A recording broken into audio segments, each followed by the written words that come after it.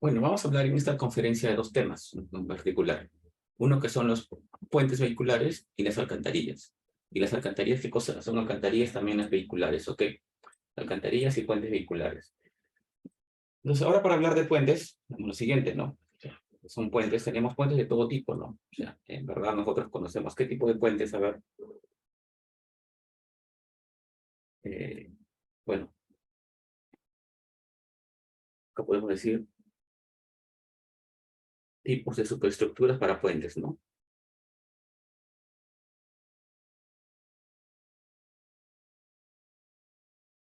Por ejemplo, ¿a quiénes tenemos? Voy a quitar la cámara un rato. ¿A quiénes tenemos en esta parte? Bueno, tenemos, por ejemplo, bueno, se define como puente a toda estructura que me sirve para pasar de un punto a otro en los cuales no hay una comunicación adecuada, ¿no? No se puede pasar, es un paso a desnivel generalmente. Entonces, para puentes, tenemos dos tipos en materiales. Uno que son los puentes metálicos.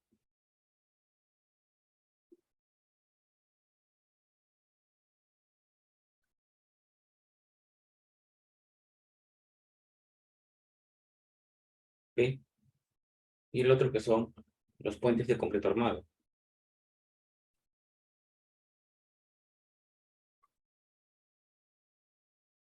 Concreto armado. Entonces, cuando tenemos puentes metálicos, nosotros acá tenemos generalmente quiénes, a ver, acá metálicos y mixtos incluso, ¿no? Por ejemplo, que son los puentes reticulados. Entonces, lo más fácil es los reticulados, con los amaciza, del Mayeno, ¿ok? Los puentes, por ejemplo, los puentes arcos, el arco superior, arco inferior, por ejemplo, puentes atirantados, y los puentes colgantes, ¿no? Un reticulado, ¿quién sería? Sería una estructura así como esta. Un apoyo en esta parte, un apoyo acá. Podría ser esto un puente reticulado. Un puente arco podría ser un arco con una losa inferior, por ejemplo, de esta manera. Un puente atirantado. Bueno, ¿en qué se diferencia un atirantado y un colgante? Un atirantado sería algo así.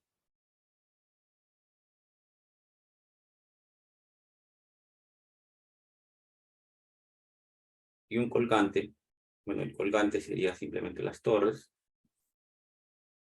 la otra torre, y acá el cable, y acá las péndolas, ¿no? Este sería el colgante. Ok, entonces tendríamos acá, puede ser reticulado, tendríamos el arco, tendríamos el atirantado, o tendríamos el colgante. ¿Ok? Ahora, cuando hablamos de concreto armado, puede ser concreto preesforzado, ¿no? Concreto normal, vacío en situ. Acá tenemos a quienes, por ejemplo.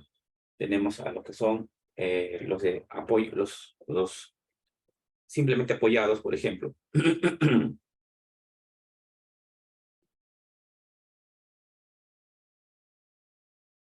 O sea, que tienen neopreno en ambos lados, o un apoyo fijo, un apoyo móvil. Tenemos lo que son los apoyos continuos.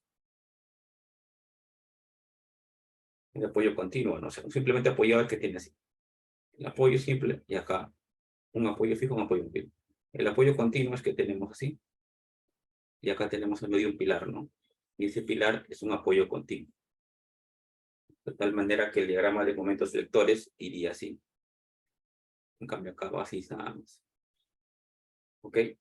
Tendríamos también, por ejemplo, un pórtico. No es muy usado los pórticos, pero sí también. O sea, sería un puente así tipo pórtico. Es decir, la losa es monolítica al apoyo, a los estribos. Y también usamos acá los puentes arcos. Los concreto armado, los tipos arcos también son bastante usados, ¿no? Los puentes en arco de concreto armado. Entonces tenemos acá para estructuras, tenemos puentes en esta parte puentes metálicos. Y también tenemos en puentes de concreto armado, ¿no? Acá los simplemente apoyados, los apoyos continuos, por ejemplo, los arcos atirantados colgantes, ¿no? Acá tenemos el colgante, el atirantado también bastante usado, un atirantado acá, que es muy usado.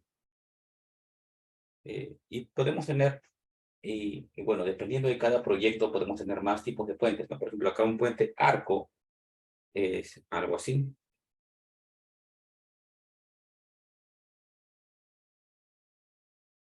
¿no? Un puente en arco de concreto armado, ¿no? Por ejemplo, un puente en arco de concreto armado. Entonces, bueno, tenemos tipos de puentes, podemos tener por la geometría, por el material, el, ¿ok? Y por el uso, ¿no? Porque también tendríamos puentes vehiculares y también podríamos hablar de lo que son los puentes,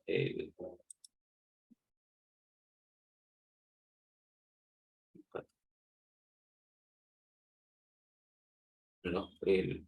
¿No? Puentes vehiculares y puentes peatonales, ¿no? ¿Ok? También tenemos acá puentes vehiculares y puentes peatonales. Entonces, ¿cuáles son las partes de un puente, por ejemplo? Ahora, siguiente viendo esta parte, diríamos, ¿cuáles son las partes de un puente?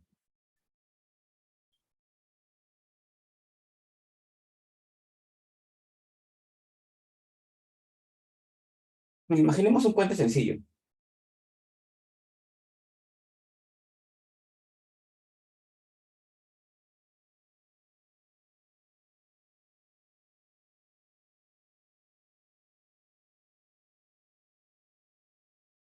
¿sí?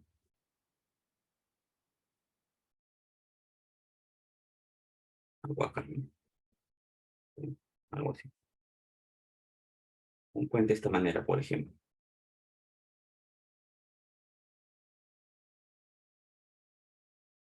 ¿Ok? Bueno, el nivel del agua, acá es el relleno, ¿no? Pues, si vemos este puente, ¿qué diríamos? Bueno, en primer lugar, esta zona de acá es el tablero. A él se le llama tablero. ¿Ok? El tablero que está formado por una estructura principal, ¿no? O sea, es tablero más una estructura principal. Porque acuérdate que no solamente un tablero, también tiene vigas principales, vigas diafragmas. Entonces a todo esto, ¿qué se le llama? Se le llama la superestructura.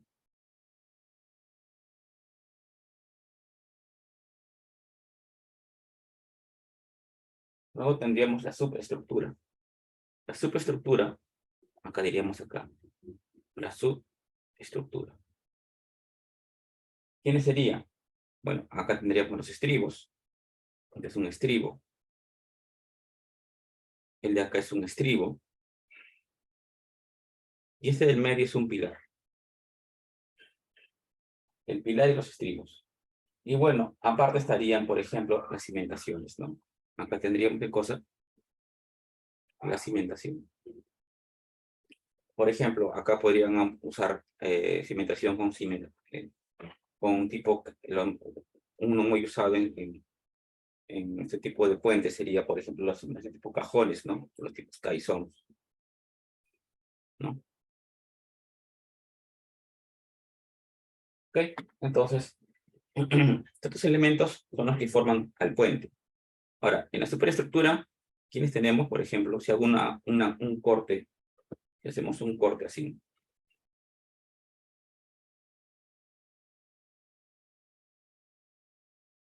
entonces tendríamos una forma, ¿no?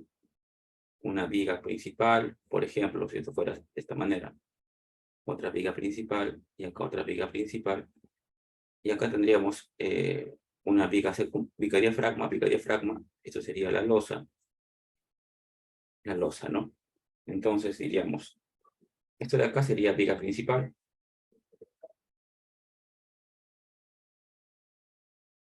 esto de acá sería la viga diafragma,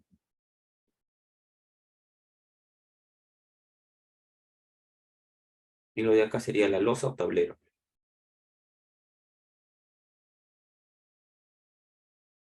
¿ok? Entonces tendríamos acá una viga principal, y todos ellos, ¿quiénes son?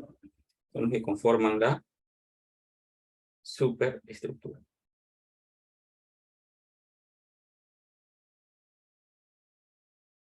¿ok? son los que conforman la superestructura para el tema de puentes.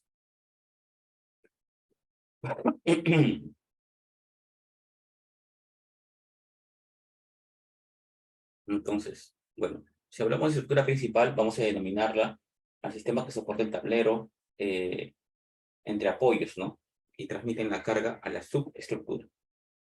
¿Ok?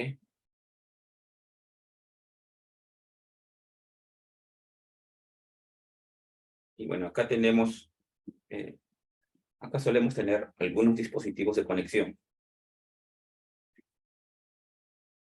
Dispositivos de apoyo. ¿Quiénes son ellos? Bueno, acá le voy a colocar estos de acá. Son los dispositivos de apoyo. Que faltaba indicar, ¿no? Por ejemplo, ahora está el neopreno reforzado. O incluso ahora también está usándose lo que son los aisladores sísmicos, ¿no? Un aislador sísmico como dispositivo de apoyo. Un aislador sísmico como dispositivo de apoyo. Ahora, estos puentes son diseñados ¿para qué? Para que sobre ellos pasen camiones. Entonces, si tenemos acá los puentes, estos puentes son diseñados para que encima de ellos se trasladen camiones. Es decir, que por acá va a venir un camión. Es decir, esto tiene que ser diseñado para que soporte la carga de camiones, ¿no? Entonces, esta carga de camiones van a hacer acá fuerzas. Viene una fuerza acá, viene una fuerza por acá, y viene una fuerza por este lado, ¿no? Por ejemplo, en los camiones AASHTO, en los camiones tipo AASHTO, o le refiere de la norma, hay un camión estándar. En ese camión estándar, por ejemplo, él es 3,5 toneladas. Este es 14,5 toneladas y este es 14,5 toneladas fuerza, ¿no? Toneladas fuerza por eje. Entonces, ese puente tiene que estar diseñado para poder soportar esta carga por eje. ¿Ok? Como una carga viva. Es una carga viva. Entonces, y no es la única carga que va a soportar. Va a soportar, por ejemplo, la superficie de rodadura, el asfalto, va a soportar el frenado, fatiga y otras cargas más, ¿no? Entonces, finalmente, vamos a tener acá una especie de combinaciones de carga, donde tenemos acá el efecto de las cargas, tenemos acá lo que es el factor de modificador de carga, ¿ok? El factor modificador de carga, y acá tenemos lo que son los factores especificados, los factores de cada carga, ¿no?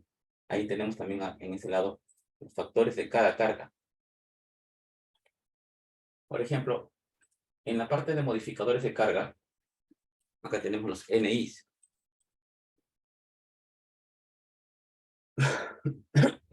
¿Quiénes son estos NIs? Este NI, que es un factor de modificador de carga, es el producto de tres valores. Uno que es un factor de utilidad, el otro que es un factor de redundancia, y el otro que es un factor de ¿quién? De importancia. Entonces, esos de acá tienen que ser mayores a 0,95. Por ejemplo, para un puente, ¿cómo sería? La ductilidad va a ser como 1. ¿Ok? La redundancia también sería como 1. ¿Y qué más? Y, por ejemplo, la operatividad, acá la importancia o operatividad, lo que hablamos, esa también sería, por ejemplo, para resistencia a evento extremo, también podríamos colocarle como una especie de un valor de 1, ¿no? ¿Ok? O sea, ya ahí deberíamos colocar dependiendo del proyecto, por ejemplo. Entonces, tendríamos esos tres factores. ¿Y qué más indica la normativa? Bueno, que por ejemplo, eso sea mayor a 0,95, el valor máximo, ¿no? Tiene que ser mayor siempre a 0,95 el producto. Dependiendo de los valores que tengamos, por ejemplo, esto va a depender de si es una estructura de qué tipo de puente va a ser, ¿ok? El tipo de conexiones, por ejemplo, la ductilidad, el factor de ductilidad va a depender, ¿no? Si es los elementos, conexiones no dúctiles, por ejemplo, va a depender de las especificaciones que tengamos. Si tiene, por ejemplo, dispositivos adicionales como aisladores o disipadores de energía, se puede reducir ese factor por ductilidad, ¿no? Por ejemplo, en el tema de la redundancia, ¿no? redundancia sabemos que depende si es a mayor hiperestaticidad, es mayor redundancia, ¿no? Y por ejemplo, en el tema de operatividad, de acá que es la operatividad, de acá lo voy a borrar, para indicar más o menos cómo es. Este factor de acá es de ductilidad. Este factor de acá es de redundancia. Y este factor de acá es de importancia, o operatividad, o importancia. Entonces, estos de acá van a cambiar, ¿no? Dependiendo de las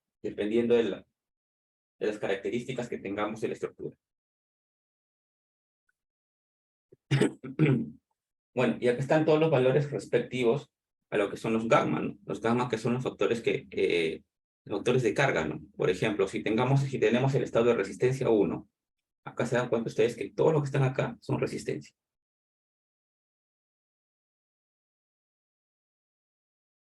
Las combinaciones de resistencia. Estos de acá son las combinaciones de carga.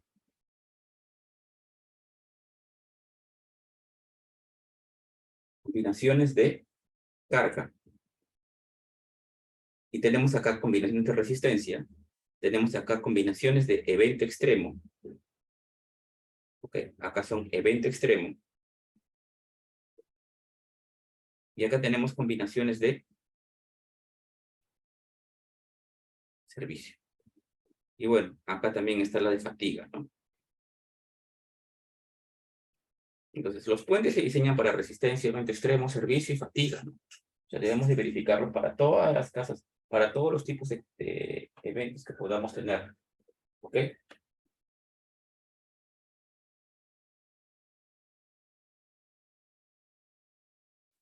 Si hay consultas, por favor, me la van indicando, no hay problema.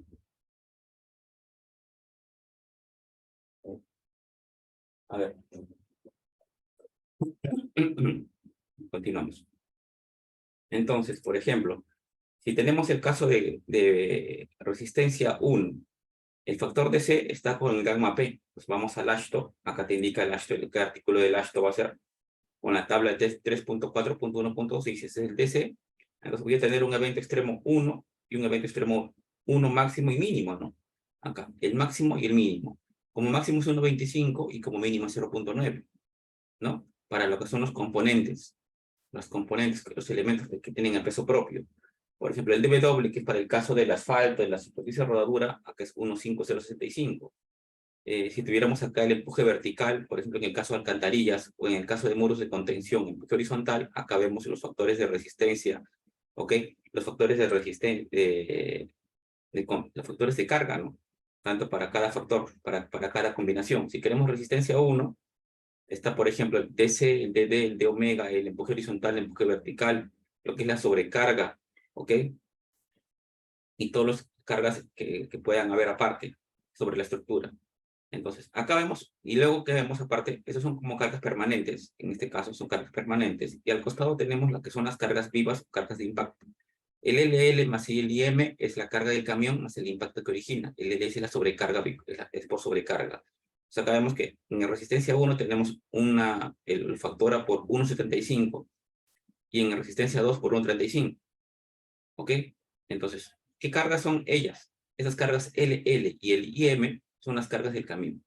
¿Ok? Que lo podemos encontrar en el artículo 3.6.1.2.2, la carga del camión, donde te dan los camiones de diseño, que tiene acá más o menos, esto de acá equivale a 3.5 toneladas, el equivale a 14.5 toneladas, y el a 14.5. Es un camión que está, los ejes son acá, ¿no? Están las fuerzas, ¿no? Si esto fuera P, él sería P medios, y él sería P medios, por ejemplo. Y la distancia entre ejes es 1,80 m. La distancia entre ejes del camión es 1,80 m. Este es para el camión de diseño, por ejemplo, para el HL93. ¿Cómo se llama este camión? Se llama el HL93. ¿Ok? Bueno, podemos diseñar para todo tipo de camiones, ¿no? Por ejemplo, también hay camiones de diseño que son el camión HS20, ¿no? Lo que es el camión. Acá tenemos el HL93. pero también se ha diseñado los camiones, por ejemplo, con los camiones HS20, 44. Hay camiones de diseño para puentes especiales, por ejemplo, donde va a haber máquina especial, que son los heavy haul. ¿Ok? Entonces tendremos un montón de tipos, podemos tener varios tipos de camiones, pero el camión estándar es el HL93. Y así tenemos, si hay una necesidad de trabajar con un camión especial, se debería considerar ese en el diseño. ¿Ok? Porque hay varios tipos de camiones, el HS94, el HS44, el camión el C30, por ejemplo, que tiene varios ejes, también, y así sucesivamente. ¿Ok? Entonces, bueno, esta carga de camión tiene que ir acompañada con una sobrecarga viva, con una carga, con una sobrecarga, ¿no? Que es una carga más o menos que vale de 9.3 newton por kilonewton por metro. Y también no solamente tenemos camión de diseño, también tenemos el tándem de diseño. Ojo, el camión de diseño y el tándem no van juntos, analizan de diferentes maneras. El camión va en otra combinación y el tándem va en otro análisis, ¿no? No en el mismo análisis. ¿Qué es el tándem? Consiste en un conjunto simplemente es un conjunto de dos ejes, cada uno con una carga de 11.2 toneladas, espaciados 1,20 m. La sección transversal es la misma, ¿no? Es 1,80 m, ¿ok? Pero la distancia entre ejes del tándem, a diferencia de él que era 4,30 m, y acá puede ir de 4,30 a 9 metros, dependiendo de la longitud del puente, acá está para el tándem de diseño simplemente es un camión que tenemos acá las siguientes cargas. O sea, tiene acá un eje, entre cada eje hay 1,20 m, pero transversalmente, entre cada fuerza, entre ejes, hay 1,80 m. Esto debemos considerar también nosotros en nuestro análisis, ¿no? Para nuestro análisis de cargas, como carga viva, ¿no? La carga del tándem. ¿Ok? O sea, tenemos que considerar qué cosa, lo que es el tándem de diseño y lo que es el camión de diseño.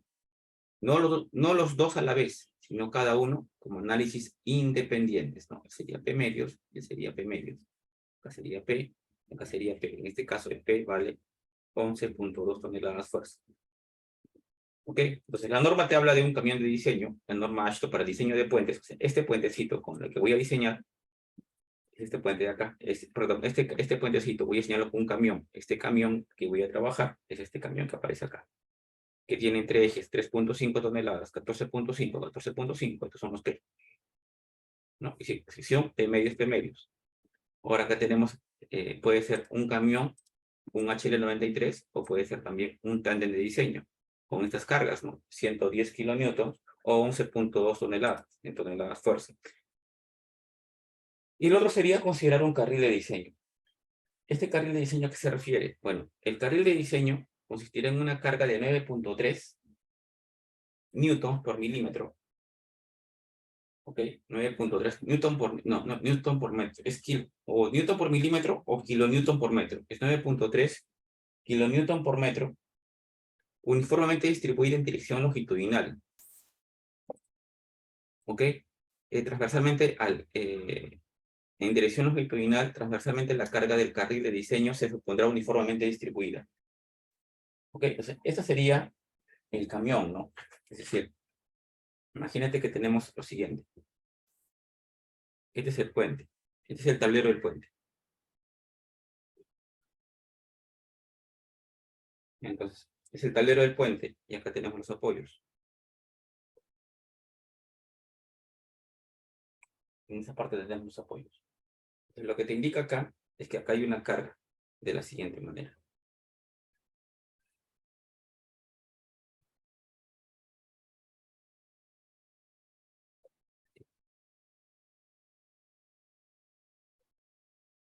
Esa es la carga que estamos hablando ahí.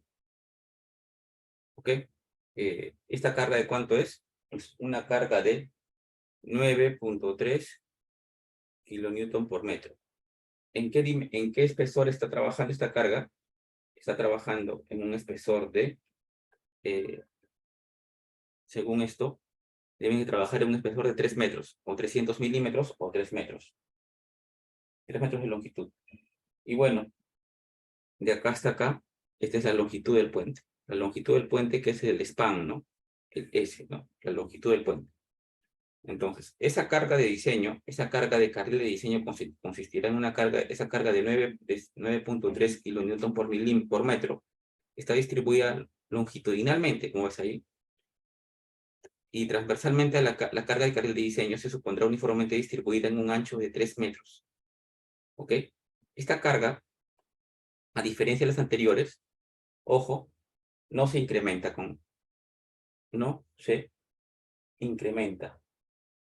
porque por efecto dinámico, ¿no? No hay un incremento de carga. No sé, acá podríamos colocar, no se considera incremento, no se considera el incremento por carga dinámica. ¿Ok?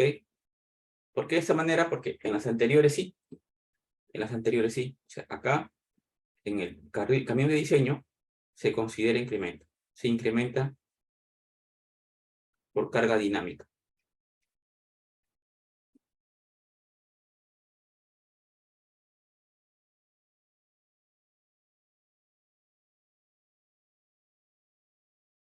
¿Ok? Y también se incrementa por carga dinámica al tándem. O sea, el tándem también se incrementa por carga dinámica. ¿Ok? Pero al carril de diseño, ¿no? El carril de diseño no se incrementa por carga dinámica. El carril de diseño se considera así como está ahí, ¿no? Es una carga simplemente distribuida.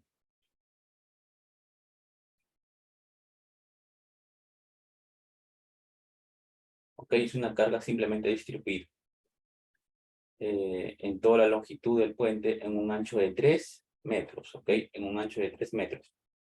¿Cuál es el significado físico? Bueno, ¿no? O sea, quiere decir que no solamente vas a considerar la carga de camión, como, ¿no? También tienes que considerar qué cosa, una sobrecarga de diseño. Así como cuando diseñas una losa de una casa, de una edificación, consideras una sobrecarga, ¿no? Igual acá. Consideramos la carga del camión, pero también consideramos una sobrecarga de diseño. Bueno, y este factor de incremento de carga dinámica, ¿quién es? Es este de acá. ¿Ok? Entonces, cuando hablamos en general, para todos, se considera un incremento de 1,33, ¿no? Acá diríamos, este es un incremento de 1,33. Es decir, las cargas lo voy a multiplicar por ¿cuánto? Por 1,33 en esta parte, por 1,33. ¿Ok? Entonces, por ejemplo, si fuera estado límite de fatiga, es decir, acá ¿quién es? Cuando hablamos de fatiga y fractura, sería multiplicas por 1,15 a tus cargas anteriores. Pero cuando hablamos, por ejemplo, en el caso de lo que es resistencia, ¿a qué se refiere con otros estados límites? Se refiere a resistencia, se refiere a evento extremo, y se refiere a servicio. ¿Ok? Entonces, en esos casos, si incrementamos nosotros, es el servicio. Ahora, bueno, como ese es un procedimiento rápido para el diseño de puentes, entonces, estos puentes tienen acá una sección transversal, ¿no? Que tiene una sección transversal, un espesor, un T. Entonces, la norma te dice rápidamente que acá, si te vas a la parte del artículo 3, este artículo no. Si nos vamos acá a la tabla 2.5.2.63-1, te dice, ¿no? Si el tramo es simple, es decir, tenemos un apoyo, un puente tipo losa, de esta manera, cuando el tramo es simple, el espesor del puente, el T, es 1.2 S. ¿Y quién es S? Esa es la distancia de acá hasta acá. ¿Ok? Pero si el tramo fuera continuo,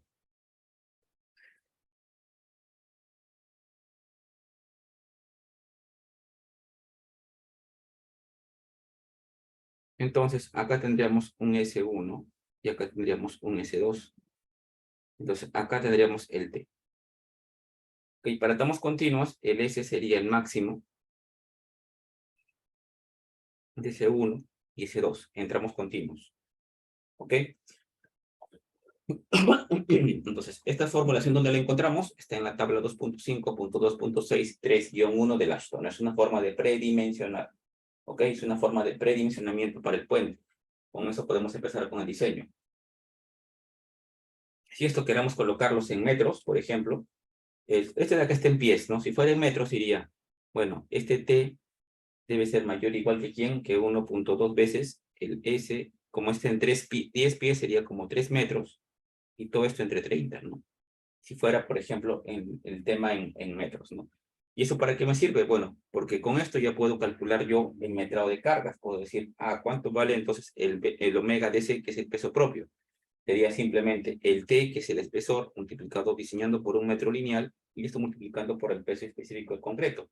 El peso específico del concreto, ¿cuánto es? Por ejemplo, en este diseño, podríamos decirle el peso del concreto para el frame sería 2.4 toneladas fuerza por metro cúbico. Y si quieres del asfalto, porque acá va a haber asfalto, del asfalto sería 2.24 toneladas fuerza por metro cúbico, ¿no? Para hacer lo que es la superestructura del puente, ¿no? Para empezar a ver lo que es el tablero, tanto para tramos simples y en tramos continuos. ¿Ok? Ahora, vamos a hablar acá de los anchos de faja equivalente, ¿no? Los anchos de franja o los anchos de faja equivalente que tenemos en los puentes, por ejemplo. ¿Ok? Entonces, acá tenemos dos casos. Uno sería cuando tenemos es paralelo, ¿ok? Cuando nuestra luz es paralela a lo que es la luz es paralela al tráfico o al tránsito, y la luz es perpendicular al tránsito, ¿no? Entonces, a ver, acá voy a colocar, para lo que es ancho de faja equivalente, pues acá podríamos dibujar, por ejemplo, el puente.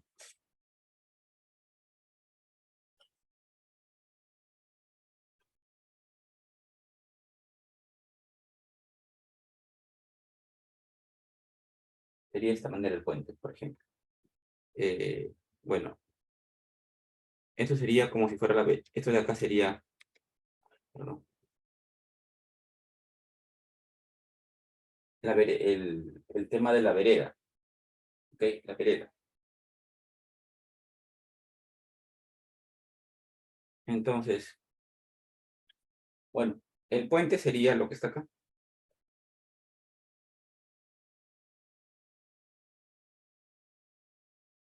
¿ok? Ese es el puente, y lo de acá sería la vereda. Vereda, vereda. De acá hasta acá sería lo que es la longitud, que le llaman S en la norma, y de acá hasta acá es el ancho del puente.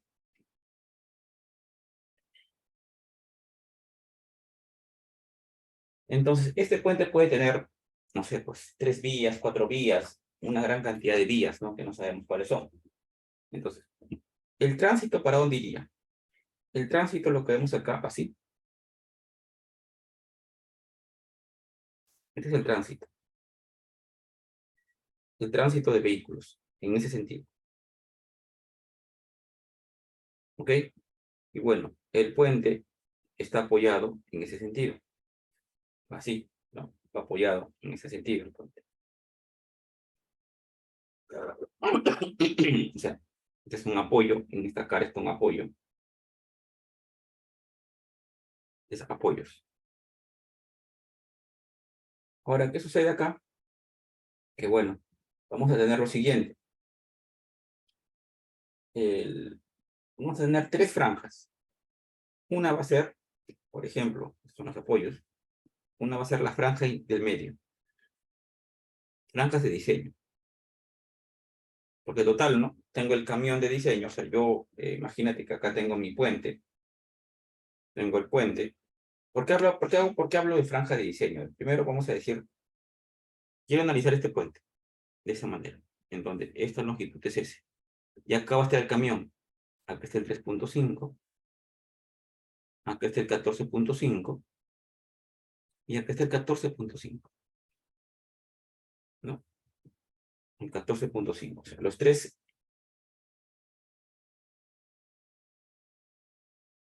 Y lo que vemos acá abajo, este de acá es la longitud del puente, LS. Pero esta carga, ¿en qué ancho va a trabajar? Esta carga de estos camiones de 3.5, 14.5, 14.5, ¿en qué ancho van a trabajar? ¿No? Entonces tiene que trabajar esto en un ancho de franja. Ese ancho de franja es este de acá.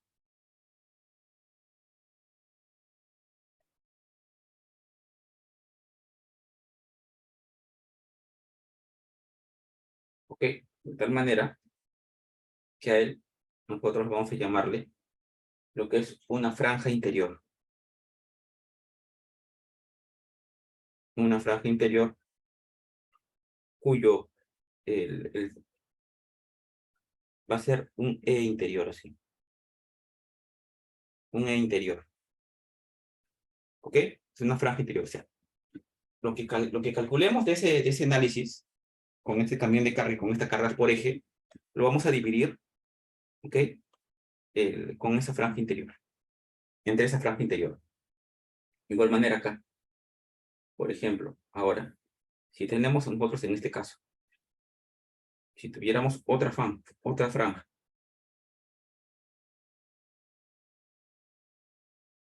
¿no? Esta es la franja de borde.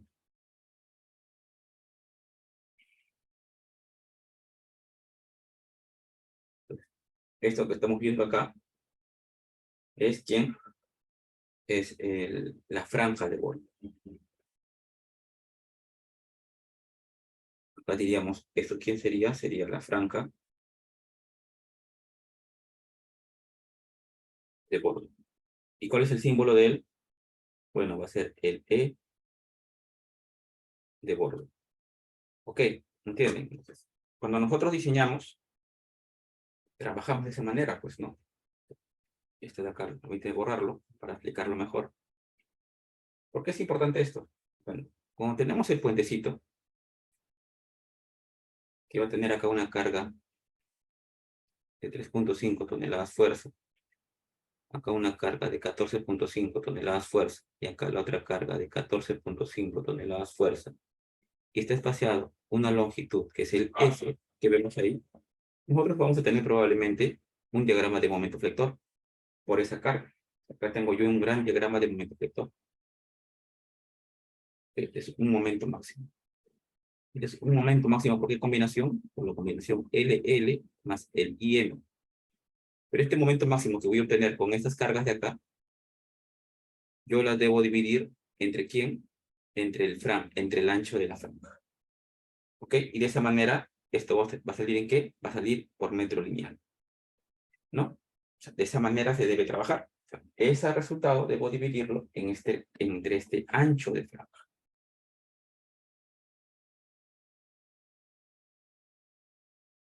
Para eso hablamos de los anchos de franja. Entonces acá decimos, ahora, el ancho de franja equivalente para puentes tipo losa, ¿no? Sería, cuando la luz es menor a 4600, usamos la tabla del 4.6.2.1, o cuando la luz es esta es la más clásica, la luz principal es paralela al tráfico y es mayor a 4600, usamos esta, ¿no? Que tenemos una vía cargada o dos vías cargadas. Una vía cargada más o menos sería una luz de un ancho de 3,60 m. Dos vías cargadas sería más o menos un ancho de 7,20 m. Sabiendo que el ancho el ancho de vía es 3,60 m, ¿no? Es el ancho de vía. Entonces diríamos finalmente, el NL sería el número de carriles de diseño, el número de vías cargadas. El L1 sería la luz del puente y el omega 1 sería el ancho del puente. Es decir, acá tenemos el ancho del puente y acá tenemos la luz del puente, que es el S. Y con eso podríamos predimensionar y calcular lo que es el ancho de franja. Este de acá, ¿quién es? Es el ancho de franja interior. ¿Ok? Este de acá es el ancho de franja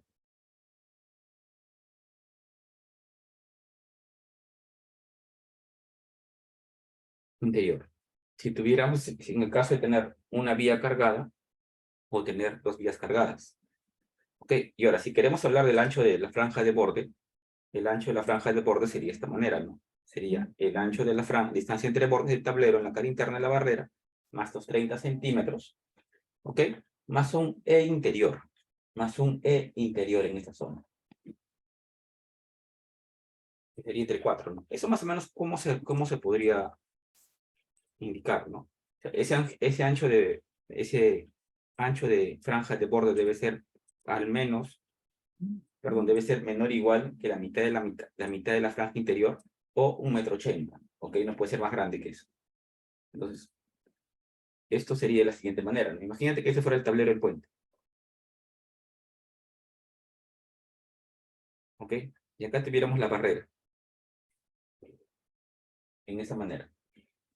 Y acá tengo, por ejemplo, esta parte de acá es la superficie de rodadura. La superficie de rodadura.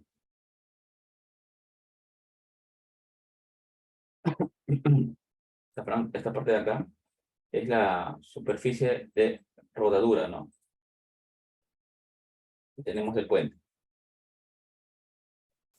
Un momentito, por favor. Okay. Entonces, se indica lo siguiente, por ejemplo, que la carga del puente, más o menos eso estaría acá. Caería por acá. Acá caería lo que es el P medios. Acá caería un P medios. Esta distancia entre cada uno vale 1,80 m. Entre ejes, ¿no? Lo que hemos hablado. Esto vale 1,80 m. ¿Y qué más indica? Que bueno, la distancia entre él y este límite, están ahí los 30 centímetros que indicamos. Los 0,30 centímetros. Este B es la distancia al borde, que podría llamarse como el ancho de la barrera. ¿Ok? Y acá para adentro se considera ya lo que es el E interior entre 4. Entonces, todo esto de acá es lo que se le llama el ancho de borde. ¿Ok? El E de borde. Esta zona de donde se encuentra de acá, esta es la cara interna de la barrera. Y esta parte de acá es el borde del tablero. Entonces, cuando te hablo del borde del tablero, este de acá. Este de acá es el borde del tablero.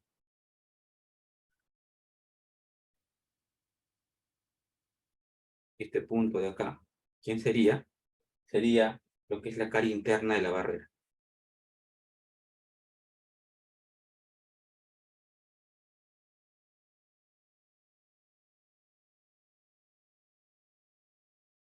¿Ok? Entonces ya tendríamos ahí lo que es las cargas, tanto para lo que es para el ancho equivalente interior, los interiores, y para el ancho de borde. ¿Ok? Ahora, cuando empecemos acá a diseñar, cuando empecemos en esta parte a diseñar, o sea, cuando ya tengamos todas las cargas, vamos a empezar con el diseño. Y cuando empecemos con el diseño, vamos a necesitar algo. Factores de reducción de carga, ¿no? Porque acá, por ejemplo, ya de lo anterior, que acabas de decir, bueno, mira, yo lo que de mi diseño, o sea, empezando a hacer el diseño, dice lo siguiente. Tengo acá mi puente. Por este puente hay una serie de cargas,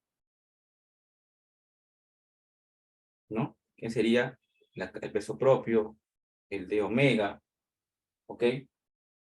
También va a estar el LL más el IM, por ejemplo, ¿no? El carril de diseño y todos ellos. Todo esto de acá que va a originar que sobre él tengamos un momento último. Es decir, acá tengamos un momento máximo. Un momento último, máximo, que viene de las combinaciones de carga, ¿no? Que pueden ser ¿quiénes? Pueden ser las combinaciones de carga, por ejemplo, de evento extremo, de resistencia, ¿no? Por ejemplo, esto podría ser de resistencia 1 máximo, ¿no? En donde ¿quién está acá? Acá sería 1,25 de DC más 1,50 de omega, por ejemplo, acá más 1,75 del del LL más el IM. Por ejemplo, la resistencia 1. Acá también podríamos tener el caso de servicio 1. Y acá el caso de fatiga 1, ¿no? Entonces, tendríamos acá todos los componentes de carga. Como tenemos el momento máximo, con ese momento máximo lo voy a ubicar también, ¿no? Lo voy a ubicar y vamos a hacer el diseño. Vamos a calcular el fierro principal, es decir, este fierro. Este fierro que estoy dibujando en esa parte que ven ustedes, se le llama el acero principal.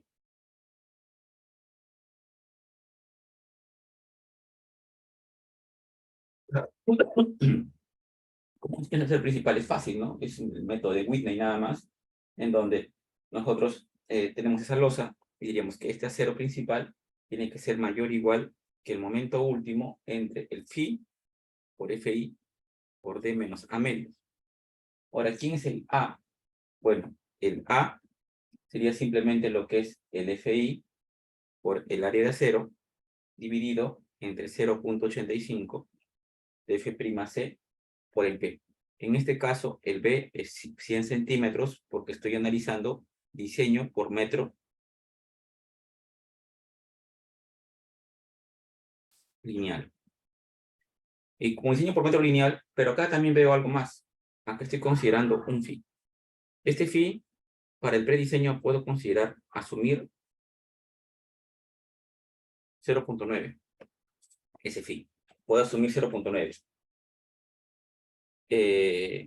Pero ¿qué te dice la norma? La norma te dice, oye, la norma del ASHTO te dice, esto lo tienes que verificarlo. Entonces, este factor phi de resistencia en el artículo 5.5.4.2 para concreto no pretensado te dice lo siguiente, ¿no? Este phi tiene que ser 0.75 más 0.15 con este valor de ET, SL, ETL y SL, ¿no? Menor a 0.9. Entonces, estos valores de acá los debo verificar. Debo verificar que se cumplan. ¿Ok? Debo verificar que esto se cumpla. Entonces, acá vemos lo siguiente. Ese es el ASHTO, ¿no? Esa es una zona controlada por ¿quién? Por compresión. ¿Ok? Compresión. Es una zona controlada por ¿quién? Por tracción. Entonces, si unimos, chicos, más o menos correlacionamos el ACI con el ASHTO, esto corresponde, porque es una gráfica muy similar, esto corresponde a un SUI y esto corresponde a un último, ¿no? En el concreto, ¿no? Que es más o menos 0.005. Y él corresponde a un 0.0021. O sea, acá está el 0021 y el 0.005. ¿Ok? Y de esa manera podemos verificar lo que tengamos ahí, es decir, este phi. Si este phi es menor que 0.9, está ok. Y si fuera mayor, está bien también haber considerado 0.9, ¿no? La ideal sería, por ejemplo, imagínate que tú consideras 0.9 en tu prediseño y cuando chequeas te sale que el phi es 0.7. Tienes que corregir tu diseño y decir, oye, ¿sabes qué? No es 0.9, sino es 0.8, perdón. Creo que es 0.8. Pero si se sale 1.1, 1.2, ¿no? Está bien considerar el 0.9 porque te dice la norma que debes tomar máximo el valor de ¿quién? De 0.9. El valor máximo de 0.9. Entonces, de esa manera nosotros verificamos el phi, ¿no? Este valor, verificar el phi para concreto no preesforzado. Esta es la forma para concreto preesforzado. Y hay otra forma también para concreto preesforzado, ¿no? Acá hay otra ecuación para concreto preesforzado, ¿no? Que en vez de 0.75, de 0.15 indica 0.25, ¿no? Ahora también vamos a verificar acá, este es un repaso súper rápido para lo que es el acero mínimo. El acero mínimo indicas en el 5.6.3.3. Acá en el ASHTO no habla de la cuantía mínima. En el ASHTO te indican sobre qué, del acero mínimo. Y ese acero mínimo debe cumplir lo siguiente, indica que el acero que coloques debe darte un momento nominal, tal que este momento nominal, ¿ok? Tal que este momento nominal no sea igual, perdón, acá debería ser mayor igual, sea mayor igual que el mínimo valor del momento de agrietamiento y 1.33 veces el momento último. ¿Ok? Este valor que ves acá es el momento de agrietamiento. Y 1.33 veces el momento último. Entonces, esta es la fórmula para el momento de agrietamiento. Hay un gamma 3, hay un gamma 1, hay un gamma 2. ¿Ok? Gamma 1, gamma 2, gamma 3. Entonces, Si nosotros trabajamos con concreto que no es preesforzado, entonces diríamos, este coeficiente de acá sería 0. Este valor sería 0. ¿Ok? Entonces, si ese valor es 0, acá también sería 0. Al ser dos ceros, esta ecuación se reduce en la ecuación conocida de 1.1 FR por el módulo de área, ¿no? ¿Ok? Por este módulo de área que es igual al momento de inercia entre y sub t. ¿Sí? ¿Por qué? Porque considerando un A0 grado 60, que es un FY 4200, este de acá es un FY 4200, kilogramos fuerza por centímetro cuadrado y un concreto no preesforzado, vamos a tener lo siguiente, ¿no? Que el MCR, que es el momento de agrietamiento, es 1.1 del FR. El FR es el módulo de rotura, ¿no? Que es la raíz cuadrada del F'C. ¿Ok? Entonces tendríamos esos valores y el S sub S, ¿no? Que se elige entre Y sub T. El IG, por ejemplo, es B por H cubo entre 12, entre Y sub T, que es H medios, la división sale BH cuadrado entre 6. Bueno, generalizamos, ahora trabajaríamos para un B que serían 100 centímetros, y el H sería el espesor o el peralte del puente, ¿no? Entonces debemos decir que si cumplimos que este phi nominal es mayor al mínimo de los dos, estaríamos cumpliendo, estaría ok el diseño. ¿Ve? Esa sería el acero, la verificación del acero mínimo para el diseño que estamos atendiendo. Ahora, verificamos el acero de distribución. Este acero de distribución generalmente es transversal al acero principal, es decir, anteriormente ya habíamos dibujado lo siguiente. Bien, teníamos ese sería como el puente. Bueno, lo voy a hacer un poco más grueso acá. Entonces, este fuera el apoyo, acá el otro apoyo, y acá el otro apoyo. Entonces, el fierro principal va a ser este de acá, ¿no? Ese es el acero principal. Entonces, el acero principal, yo lo veo de esta manera. Y acá lo veo así.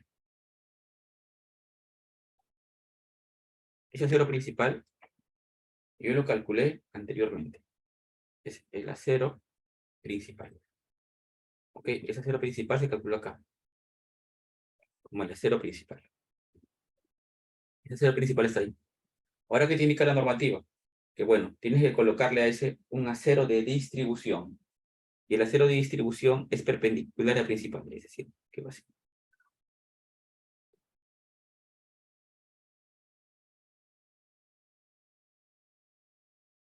Y algo así. Entonces, este acero de distribución es perpendicular al principal. ¿Ok? Este de acá es la longitud, es el S.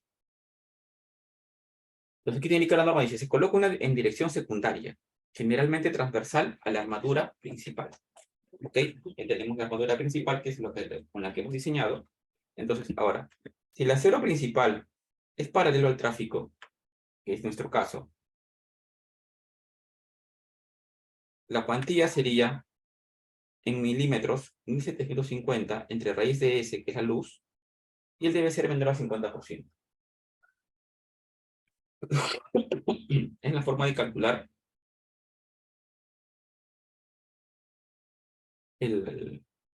lo que es el acero de distribución. ¿Ok? Todo lo que estamos viendo acá es más que nada en función a la normativa AASHTO. Este es el acero de distribución por lo menos que debe tener. Ya si hacemos un modelo en el CS Grach, por ejemplo en el Grich, en el Midas, ¿no? Para diseño de puentes, entonces podríamos también calcular con los esfuerzos que me indica el programa, ¿no? Eso de acá es generalmente con lo que está, con las especificaciones mínimas, ¿ok? O las disposiciones mínimas que te indica el AASHTO para el diseño de puentes. Lo que estamos viendo acá. Acá no hemos tocado nada de software, ¿no? Porque podríamos también decir, oye, ¿sabes qué? Vamos a verificar y hacer un modelo de elementos finitos, pero no tiene sentido hablar de elementos finitos todavía, porque no estamos viendo nada de modelamiento, simplemente estamos viendo disposiciones del AASHTO para el diseño de puentes. ¿Ok? O sea, generalmente, ¿qué tal si si el modelo, si el AASHTO te da, el modelo en elementos finitos te da otro valor, y te da un valor de cuantía menor a este valor de acá, a esta cuantía? Entonces nosotros tomaríamos este valor, porque esta es la disposición mínima que te dé el ASHTO para este acero de distribución. Ok, es decir, imaginemos que con este análisis te dice que con esta fórmula te da un fierro de 5 octavos cada 20, pero con tu modelo de elementos finitos te da media cada 20. Entonces tú tomas de 5 octavos cada 20, que es lo mínimo que te solicita el ASHTO para ese acero de distribución, no el media cada 20 que te bota tu software con elementos finitos, ¿no? Igualmente vamos a hablar ahora para el acero de contracción y temperatura, ¿no? O sea, también hablamos acá del acero de contracción y temperatura. En esta parte de acero, contracción y temperatura, nosotros, para colocar el otro acero, ¿no? O sea, imagínense que acá, por ejemplo, vamos a atrás e indicamos de esta manera. Esto es de acá. ¿Quién sería el acero de temperatura, por ejemplo? Lo dibujo así. Este de acá arriba sería el acero por temperatura. O el acero mínimo, ¿no?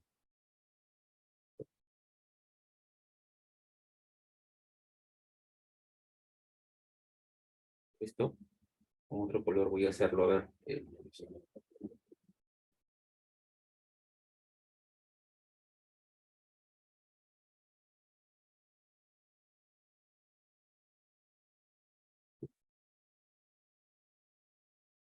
Ese es el acero por temperatura. ¿Ok? Este de ahí va a ser el acero por temperatura.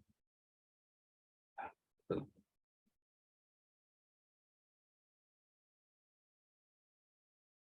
El acero de temperatura.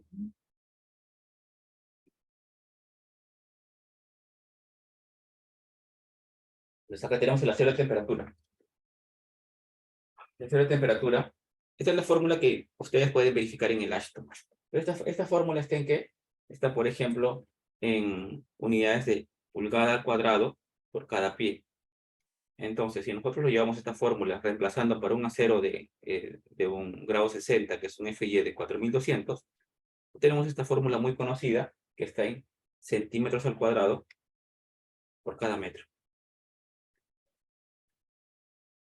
¿Ok?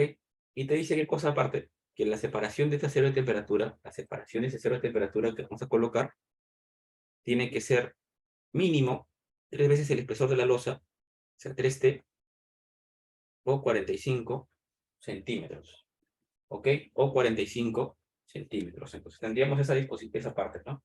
Y hay que más saber también que ese acero de la losa de temperatura debe estar entre esta cuantía, ¿no? De 2.33 a 12.7 centímetros al cuadrado por metro. Ese acero por temperatura. Es decir, que acá ya no hay cuantías, ¿no? Acá en la norma lo que te da es como te da el área en sí. O sea, con estas formulaciones, por eso se diferencia bastante lo que es el ASHTO en algunas disposiciones con el ACI, ¿no? Por ejemplo, en primer lugar, no hay una cuantía mínima, sino el acero mínimo lo calculas con esta condición, ¿no? Que debe ser que el acero que coloques debe ser por lo menos mayor al momento de agrietamiento y 1.33 el momento último, el menor de los dos. El acero de distribución es perpendicular al principal, es que va en la dirección secundaria, tiene que ser un porcentaje del acero principal, y que más, y que el acero por contracción y temperatura tiene que tener en función a esta ecuación, ¿no? Y si lo reemplazamos por un acero grado 60 que tiene un FY de 4200, da 0.18 de B por H entre 2 veces B más H. Donde si analizamos, este B es el ancho de la sección. Por ejemplo, este B, canalizándolo, sería un B de 100 centímetros, que trabajamos para un metro lineal, ¿no? No, perdón, este B no sería 100 centímetros. Este B en esta condición, ¿quién sería? Este B sería el ancho del puente. En esa forma.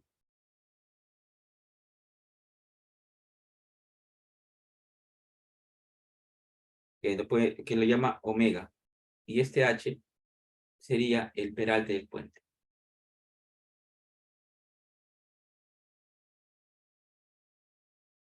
¿Ok? Eso sería para el acero de contracción y temperatura, ¿no? Es decir, el B es el ancho del puente, que es el ancho menor. El otro sería el peralte del puente, espesor o peralte del puente, ¿no? Espesor o peralte de la sección, de la losa. Y bueno, el ACT es el acero por contracción y temperatura. Pero este B es el ancho, ¿ok? Es este ancho.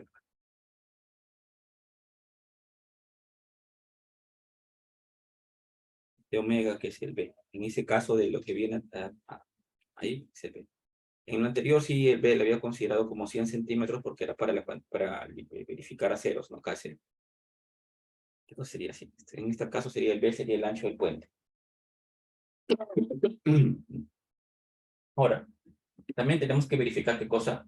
Tenemos que verificar lo que es el control por fisuración. Entonces, en el artículo 5.6.7, para el estado límite de servicio, esto lo verificamos con quién. Para la fisuración es el estado límite de servicio, como siempre, ¿no? Como siempre hemos visto en las estructuras. Entonces, la tensión no debe exceder el 80% del módulo de ruptura. El módulo de ruptura, ¿quién es? Ese módulo de ruptura es el FR, ¿no? Es decir, que las tensiones que tengamos en el concreto, para el estado de servicio 1, deben ser menores a quién? Al 80% de quién? El FR. ¿Y quién es el FR? ¿No? Es 2 veces la raíz cuadrada del F'C. ¿Ok? Entonces, ¿eso cómo se logra? Bueno, eso se logra teniendo un espaciamiento que sea menor a este valor, ¿no? De 125.000 por gamma sub E. Si esto le damos forma, acá está el gamma sub E, estaría en función del factor de exposición. Por ejemplo, si fuera clase 1 sería el 1, y si fuera clase 2 sería 75. ¿No? El FSS que estamos viendo acá, el FSS es el esfuerzo de tensión del acero de refuerzo, colocado para el estado límite de servicio. ¿Ok? Este es ese FSS, que es la tensión del acero de refuerzo, el esfuerzo de tensión en servicio del acero de refuerzo, tiene que ser menor a 0.6 del FY porque está en servicio, ¿ok? Porque debemos trabajar en el estado elástico, ¿no? Lineal elástico. El D sub C, el D sub C que estamos viendo acá, es el espesor de recubrimiento medido desde la fibra extrema en compresión, ¿no? Este D sub C sería el recubrimiento más el diámetro de la barra entre 2, ¿no? O sea, el recubrimiento más el diámetro de la barra. Es el D sub C. Entonces, si acá analizamos, podemos tener estas ecuaciones, ¿no? Estas ecuaciones, ¿cómo se demuestran eso? Bueno, se demuestra simplemente, es fácil demostrar esta parte, ¿no? Simplemente cómo se logra. Bueno, tenemos acá una sección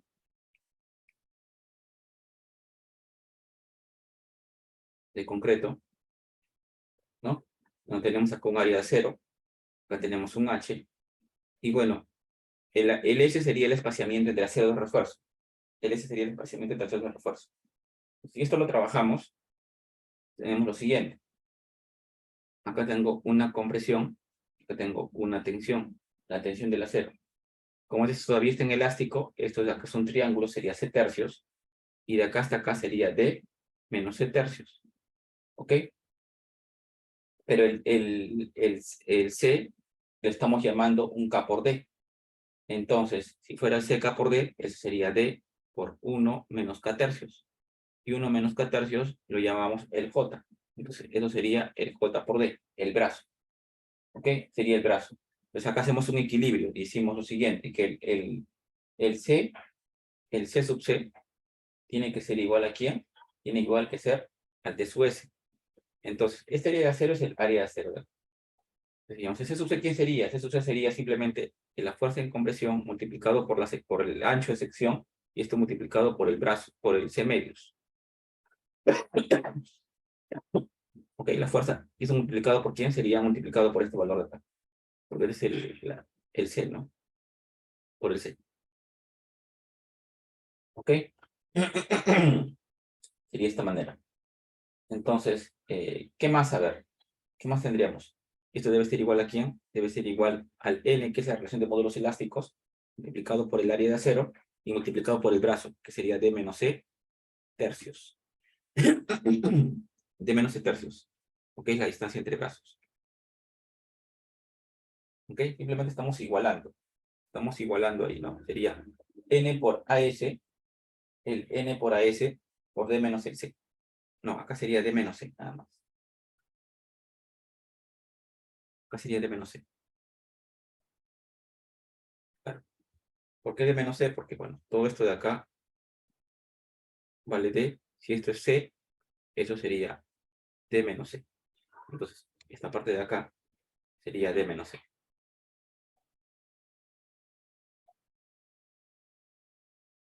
D menos C. ¿Ok? Entonces, trabajando estas ecuaciones, ambas, las dos a la vez, podríamos encontrar qué cosa. Y acá sería C medios, pues, ¿no? Porque es un triángulo. Sería C medios. La mitad. ¿Ok? Trabajando estas dos, podemos encontrar esta ecuación de acá, principal. ¿Ok? Y calcular lo que es el control por fisuración. El control por fisuración. Y eso debemos aplicarlo de nuestro refuerzo principal, ¿no? ¿Esto a dónde se aplica? Al refuerzo principal.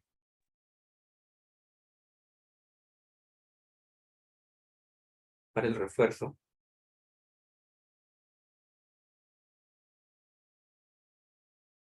principal. ¿Ok? Eso lo aplicaríamos ¿para quién? Para el refuerzo principal.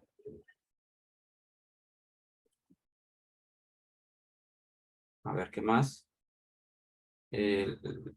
Bueno, ahora viendo el recubrimiento mínimo, ¿no? Cuando estamos haciendo la parte de diseño debemos saber con qué vamos a recubrir. Por ejemplo, acá hablamos del D sub C, es el recubrimiento. Acá hablamos del recubrimiento.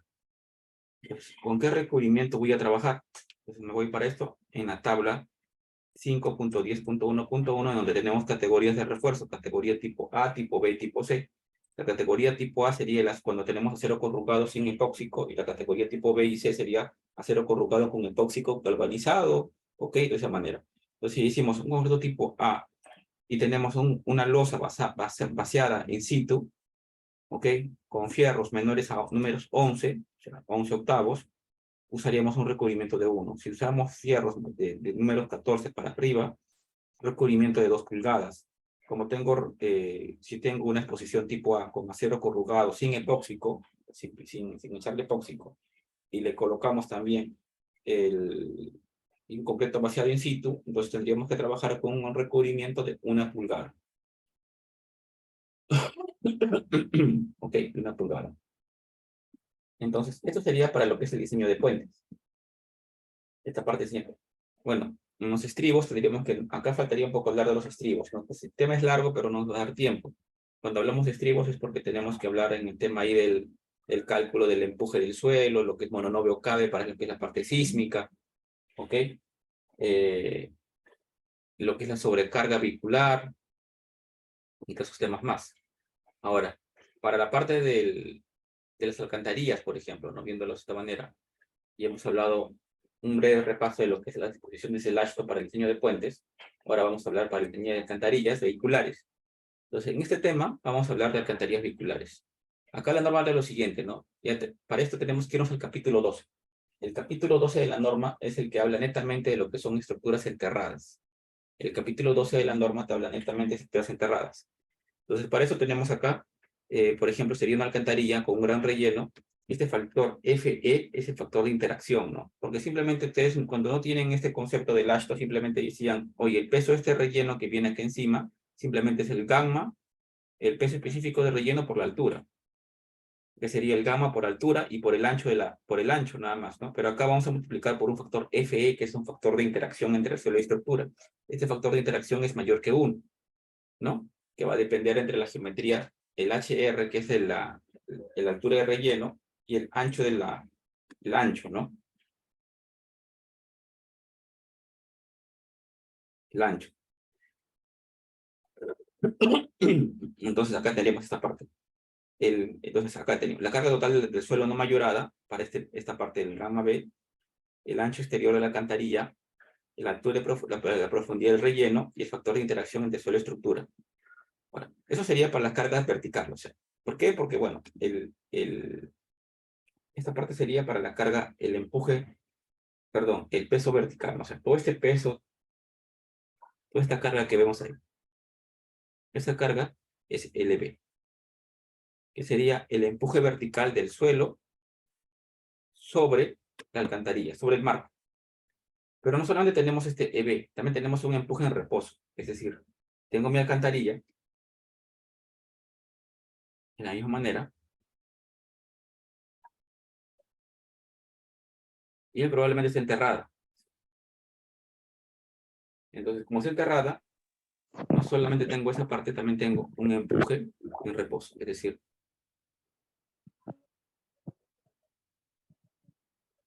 este empuje en reposo. Entonces, imagínate que esto de acá fuera HR y fuera H. Entonces, acá sería K sub 0 por gamma por H más HR. Y esta parte de acá arriba sería K sub 0 por gamma por HR. ¿Ok? Entonces tendríamos el empuje del suelo en esta zona, sería la que estamos viendo acá. El empuje del suelo horizontal. ¿Ok? El empuje del suelo horizontal sobre el marco alcantarilla, ¿no? Entonces, el K, ¿qué voy a usar? ¿Qué K voy a usar? Voy a usar el K en reposo. Entonces sería el K en reposo, que es 1 menos el seno del gamma phi. El gamma phi sería el ángulo de fricción interna del suelo. Es el ángulo de fricción interna del suelo. Ok, entonces acá dice, de acuerdo al artículo 3.11.5 de la norma ASTO, para estructuras enterradas se debe considerar sobre el efecto del empuje en reposo, actuando en las paredes laterales de estructura. ¿Por qué en reposo? Porque es indeformable el marco, ¿no? Al considerar un marco indeformable, el más crítico sería considerar un K en reposo y nunca activo. Ese Z que estamos viendo ahí, ese Z viene acá. Viene de esta. Okay, ese valor de Z sería ese que viene de esta manera. Continuamos a ver. Luego tendríamos el peso de la carpeta asfáltica, ¿no? Es decir, acá también, aparte de tener un peso EB, también tendría un peso de la carpeta asfáltica. Y bueno, y también tendríamos el peso del agua. Es decir, si tengo acá la alcantarilla, podría considerar, oye, esto va a estar lleno de agua en un instante. Pues acá, internamente de agua, eso sería el gamma por altura del agua. Y no solamente ahí, también acá. O sea, acá en la base también va a haber el gamma por la altura del agua. Y para eso que tengo que considerar que la alcantarilla está llena, pero está vacío al costado, ¿no? O sea, es decir, que acá está así, tajo abierto, para que no se anule con el relleno, ¿no? Simplemente. Se considera casos de carga en las que la estructura está llena de agua. Se usa distribución hidrostática simple para la carga de agua.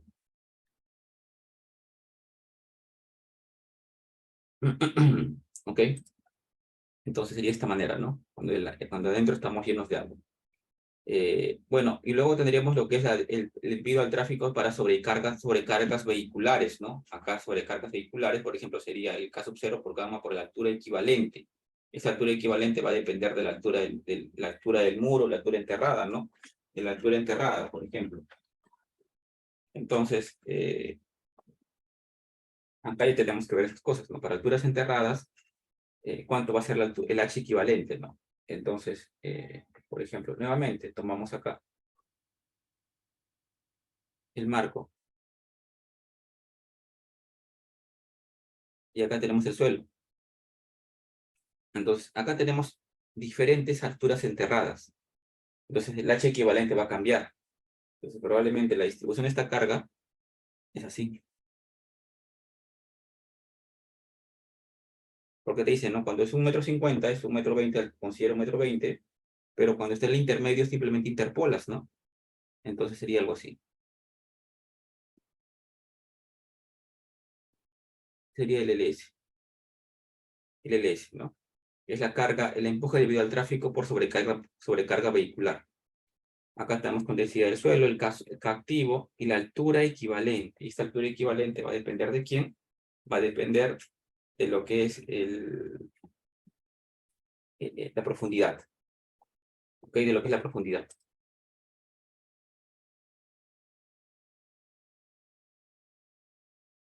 Creo que la pregunta anterior dice, en el caso de un box, que es una alcantarilla, un box culver, no tendría presión lateral del suelo en la etapa de construcción. Sí, acá tendrías, pero acá, ¿cuál es más crítico? Que lo considere sin empuje de suelo o que lo considere con empuje de suelo cuando considero presión hidrostática.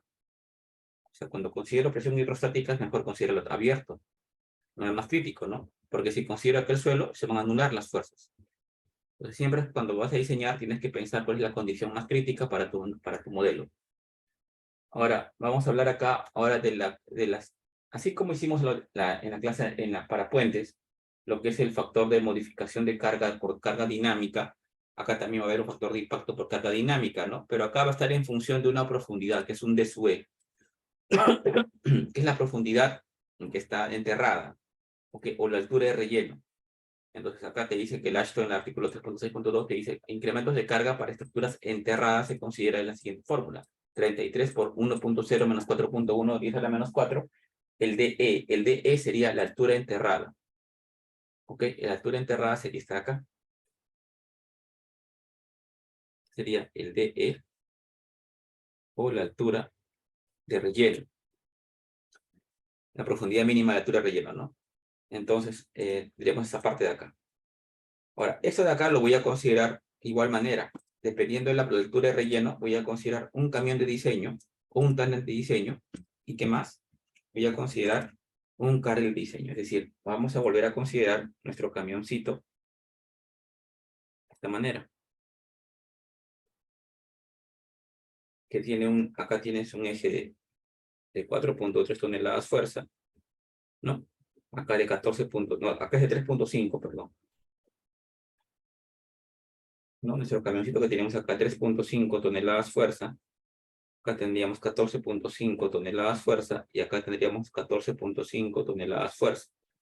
Este es para el HL93 o también para el tándem de diseño, ¿no? El tándem de diseño era algo chiquito, con sus dos ejes, en donde cada eje era 11.2 toneladas fuerza y acá 11.2 toneladas fuerza. O también la sobrecarga, el carril de diseño. Ese carril de diseño era una carga distribuida, en donde esto de acá era 0.96 toneladas fuerza por cada metro lineal. Ok, un H de 3 metros. Entonces tenemos acá lo que es el H de 93, tenemos acá lo que es el tándem, y lo que es acá el carril. Entonces, esos tres vamos a aplicarlo también en el diseño de alcantarillas. Eso va a depender de cómo esté la alcantarilla. Por ejemplo, en el artículo 3.6.1.2.6 nos indica, ¿no? Tres casos típicos. Por ejemplo,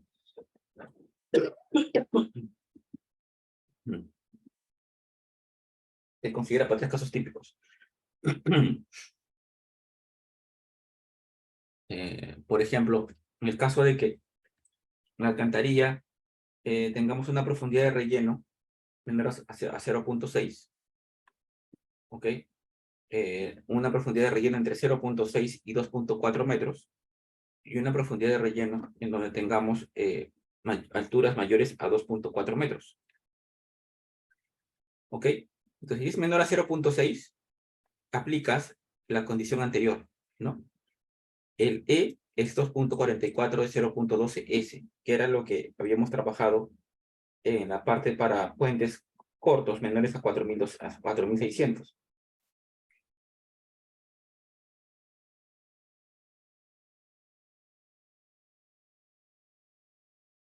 ¿Ok? Eso ya hemos trabajado acá. Ahí está. Lo que vimos anteriormente, ¿no? Y el E del span era el LT por beta por altura de relleno. E es el ancho de distribución equivalente perpendicular al tráfico. E span es ancho de distribución equivalente paralelo al tráfico. S igual a B, en este caso, que es el ancho del puente, el ancho externo de la alcantarilla. LT es la longitud del área de contacto de neumático paralelo al tramo. Beta es el factor de distribución de carga. En este caso consideramos beta 1.15. Y de eje es la distancia entre ejes de ruedas. En este caso sería 1,80 m. 1,80 m. Acá tenemos todo. Mira, el tráfico, ¿cómo viene acá? El tráfico es así. Este es el tránsito. Entonces, paralelo al tránsito es el E-span. Entonces, vas a darte cuenta acá, E-span es paralelo al tránsito, al tráfico, ¿no? Al tránsito. Y el otro es perpendicular. Entonces, en una alcantarilla es al revés, ¿no? El S es igual al B, que es el ancho de la alcantarilla interna. El E es este de acá es el tránsito. Este de acá, el E-span es paralelo al tránsito y el de acá es perpendicular al tránsito, ¿no? Entonces, se va a considerar todo ese área, ¿no? El producto de E span por E se considera en el caso de una alcantarilla, ¿no? Se estructura marco paralelo, estructura marco paralelo al tráfico, ¿no? Cuando tenemos un relleno menor a 60 centímetros de relleno. Se considera de esta manera. O sea, no está tan profundo, no hay tanto relleno, no, la alcantarilla está un poco superficial, es menor a 60 centímetros. Ahí se suele dar el caso, ¿no? Depende, por ejemplo, de los cortes geométricos, de las progresivas que tengamos en el diseño vial. Ahora, si tu alcantarilla es mayor a 60, pero menor a 2400 o 2,40 metros, ya tenemos que hablar ya tenemos que tratar con el área de contacto de los neumáticos, ¿no? Es decir, de esta manera. Miren, acá, de esta manera, ¿no? Entonces acá tengamos igual, esto de acá es el tránsito o tráfico, es el tránsito, es el peso, el P eje sería la carga de eje que sería, por ejemplo, 14,5 toneladas fuerza, la distancia entre ejes sería, por ejemplo, 1,80 m, el HR sería la altura de relleno, ponte 1 metro que sea, entonces el tamaño de neumáticos es conocido. Dimensiones de rectángulo de influencia, ¿no? Acá 0,55, por ejemplo, y 0,25, que está en el ashton, ¿no? Que te indica. Entonces, factor de carga también acá vemos, el beta también vemos factor de distribución, y con eso podemos encontrar lo que es las cargas de diseño, o las cargas repartidas para lo que es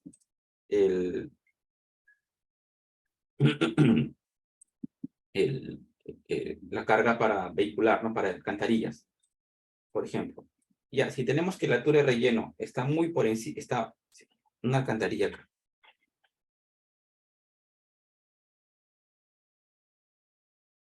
Es lógico esta fórmula. Y tenemos que acá tenemos la altura de relleno. O sea, que por más que pase por acá un camión,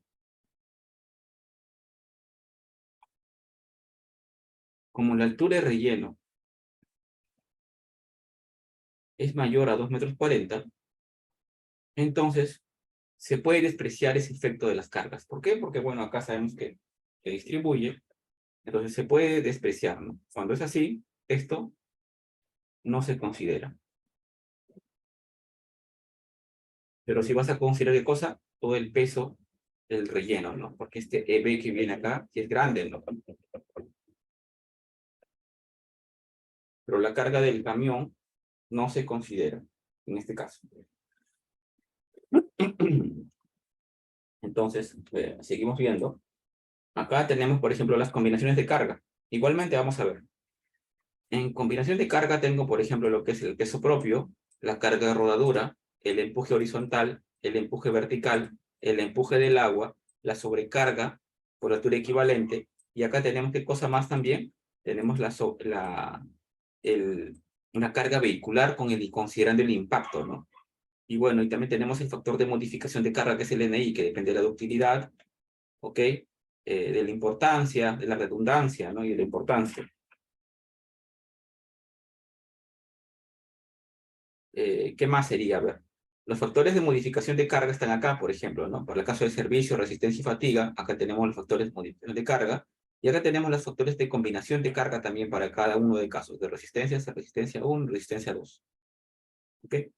Bueno, en este caso, en estado límite de resistencia, podemos aplicar dos cosas, ¿no? El resistencia 1 sería aplicado solamente cuando tenemos vehículos estándar o normales HL93, y resistencia 2 sería cuando tenemos vehículos especiales. Por ejemplo, yo tenía un diseño para una carretera, un camión que llamamos el Heavy Haul. Un Heavy Haul tenía un camión como de 10 ejes, y cada eje tenía una gran carga y estaban espaciados de una manera. Entonces tenía que hacer un tren de cargas para ese camión. Entonces ahí sería una resistencia 2, porque sería un camión especial, no un camión estándar. Y la resistencia 3 y 4 no son determinadas para estructuras enterradas. Y las estructuras enterradas, a diferencia de los puentes, no se controlan por fatiga. Los puentes sí controlan por fatiga. Hacemos una verificación por fatiga en puentes, por ejemplo. En estados límites de servicio 1, nosotros no hacemos acá un control de flexiones, pero sí un control de fisuras, por ejemplo, de deformaciones. Pero sí, acá debemos, ¿cómo se llama? Acá debemos investigar lo que son estados límites de servicio 1. En estructuras enterradas, según el AASHTO, no se necesita aplicar lo que es un análisis sísmico. No es necesario aplicar un análisis sísmico. Y ahora, ¿cómo aplicamos el análisis estructural? Bueno, análisis estructural que tendríamos acá. tendríamos el LS, que es la sobrecarga viva, ¿ok? La sobrecarga del suelo, el EH1, el EH, que sería el empuje horizontal del suelo, el EB, que sería el empuje vertical del suelo, el D omega, que sería el peso del pavimento, la superficie de rodadura, el LL, que sería el carril de diseño, y el LL más el IM. ¿Por qué IM? Considerando el impacto, ese IM sería lo que es el HL93 o el tándem de diseño, el camión, el HL93 o el tándem. ¿Ok? Entonces, para nuestro análisis vamos a considerar dos cosas.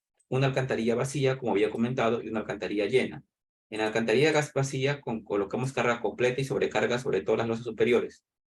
En peso en paredes y máxima del suelo y paredes, ¿no? Y la alcantarilla llena, la carga mínima en losa superior, la presión mínima del suelo en las paredes. O sea, no consideramos presión en paredes, peso de las paredes, sí consideramos presión horizontal máxima del agua en la alcantarilla, sí consideramos y posible presión hacia arriba en la losa superior, ¿no? O sea, que hay un efecto de levantamiento, ¿no? Se podría verificar eso.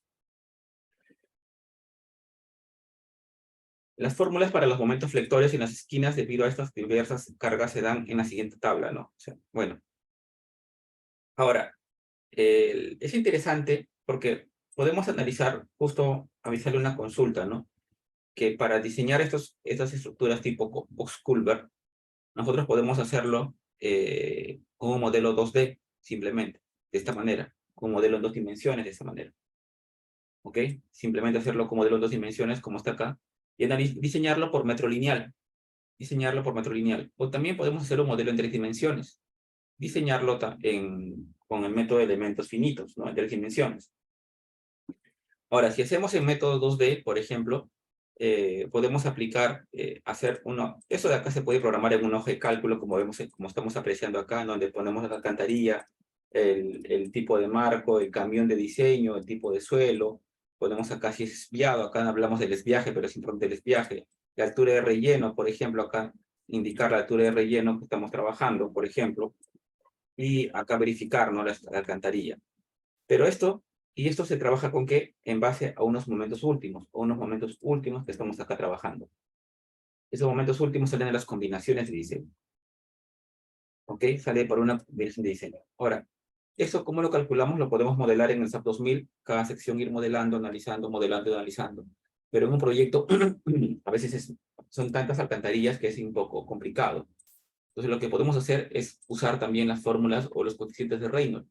Ustedes van a ver, eso donde se referencia, ustedes pueden ver el handbook del diseño en concreto, y acá ver los coeficientes de Reynolds. Eso lo pueden programar en un hoja de cálculo, como ven acá, y pueden calcular, por ejemplo, acá los momentos flectores con estos coeficientes de Reynolds, que es una especie por ejemplo, de método de Hardy-Cross, o, ¿no? Así para calcular momentos flectores en marcos, ¿no? Pero acá es el método de Reynolds para calcular momentos flectores, en donde para este caso la losa superior e inferior tienen que ser iguales, ¿ok? O sea, las losas superiores y inferiores tienen que ser iguales, las paredes tienen que ser también el mismo espesor, y de esa manera, con estas ecuaciones, puedo calcular los momentos flectores de las losas y de los marcos, ¿no? Para distintos tipos de cargas, por ejemplo. Acá ustedes pueden ver, ¿no? Cuando tenemos una reacción del suelo, acá tenemos, por ejemplo, la carga del empuje vertical del suelo, el peso de las paredes, ¿no? Como carga muerta, la presión del suelo como carga, como empuje lateral, el empuje horizontal del suelo, la presión interna del agua, por ejemplo, en este caso, o la sobrepresión del agua para el levantamiento, ¿no? También podría trabajar la sobrepresión del agua. Entonces acá me dan una serie de coeficientes para calcular los momentos flectores para dos tipos de suelo, un suelo compresible y un suelo no compresible. ¿Ok? Entonces tenemos que, acá dependería el tipo de suelo, compresible o no compresible. Si aplicamos, por ejemplo, el método del SAP 2000, tendríamos que trabajar con un coeficiente de balasto, ¿no? Es decir, ahí tendríamos que trabajar con una especie de un módulo elástico abajo, y considerando ese balasto, ¿no? Y haciendo un modelo elástico del suelo, y de esa manera trabajar nuestro diseño. Ahora, cuando diseñamos esto, la norma nos da lo siguiente, ¿no? Nos da la siguiente formulación para el diseño de muros, que si reemplazamos aquel beta con C2, nos sale la fórmula clásica que conocemos para concreto armado. ¿Ok? Y la misma fórmula para losas, para muro y para losas. Acá en losas es interesante, porque acá te hace que te das cuenta que el acero longitudinal te da un aporte de la resistencia al cortante. Acá considera un aporte de la resistencia al corte del acero longitudinal. Es interesante esa parte. Y luego la armadura mínima, que ya habíamos visto anteriormente en la figura anterior, es muy parecida a lo que se vio para puentes tipo losas. Acá decimos, ¿no? Para armadura mínima, en este caso sería esta por temperatura, ¿no? La armadura por temperatura. Y acá te indica la norma, ¿no? Si es menor a 60 centímetros, la cuantía en cada dirección, la armadura mínima debería ser para este tipo de alcantarillas 0.002 G. ¿Ok? Y bueno, ahora la gran pregunta. ¿En qué se diferencia una alcantarilla con un puente, no? Porque hay esa confusión, ¿no? Ya, según las normas del FHBAA y del AASHTO, un puente es todo aquel que mide más de 6 metros y una alcantarilla se podría considerar cuando es una sección marco, de tal que esto es menor a 6 metros, ¿no? Es decir, miren, acá tenemos si tenemos una longitud menor a 6 metros, podemos resolverlo con una alcantarilla. Si tenemos mayor a 6 metros, por ejemplo, podríamos resolverlo como si fuera un tipo puente con estribos. De esa manera. Ok. Ahora, vamos a ver ya con esto estaríamos terminando la charla de hoy día. A ver, vamos a ver las consultas. Por ejemplo, me dicen, me dan una figura. Un box necesita solamente un análisis 2D, nada más, ¿no? O sea, dependiendo, ¿no? Con un 2D, generalmente es suficiente. Podríamos analizar un box, por ejemplo, con un análisis 3 dimensiones también, ¿no? Acá tenemos, por ejemplo, en la foto una imagen de una alcantarilla, los aleros de la alcantarilla que se diseñan para el empuje del suelo. ¿Okay? Acá, por ejemplo, esta es una alcantarilla que es perpendicular al tráfico, ¿no? Este es el vehículo, va a venir por acá. ¿Ok? Acá puedo pintar. Sí puedo pintar.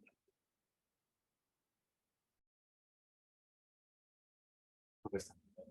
Acá puede haber un vehículo, ¿no? Entonces, este es un vehículo que viene acá. Acá tenemos acá puede tener las cargas, ¿no?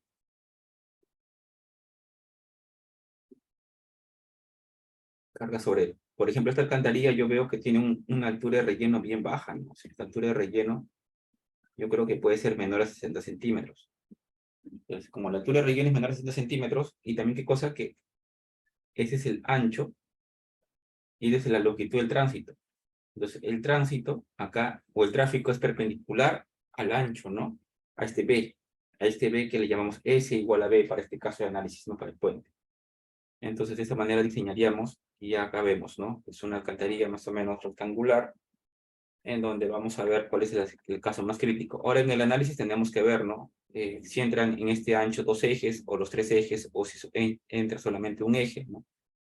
Por ejemplo, si fueron 6 metros de longitud, fácilmente acá entran 2 ejes del camión. Por ejemplo, en este caso. A ver, continuamos con las consultas, a ver. Bueno, acá me mostraron otra imagen. No, acá sí se ve claro, ¿no? Por ejemplo,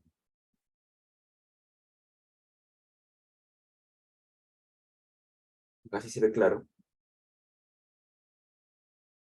Acá teníamos, acá sería, ¿no? Este es el camión, el carrito, ¿no? Pero si acá vemos un camión, pues acá necesitaríamos las cargas sobre el camión, ¿no? Acá sería una carga acá, una carga acá y una carga ahí. Entonces, sobre esa alcantarilla. Y vemos que este es el tráfico perpendicular al ancho, ¿no? Es una alcantarilla, ¿no? Y eso tiene que ser generalmente es menor que 6 metros.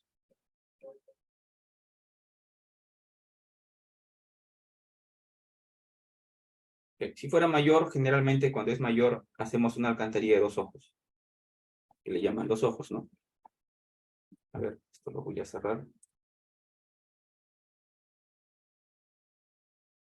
A ver. Para una puente, como envían en la imagen, pero esto sería si esto sería un proyecto alcantarillado, donde una zona urbana tiene tráfico para el particular. Bueno, ya vemos que ya hemos visto ahí. Box prefabricados, también aplicamos 6 metros, como máximo sí. también para prefabricados, pero en prefabricados hay una diferencia en el diseño, ¿no? En los prefabricados hay una cierta diferencia en el diseño, en algunos factores nada más, solamente en algunos factores nada más, no en general. Ahora a ver, hay más consultas.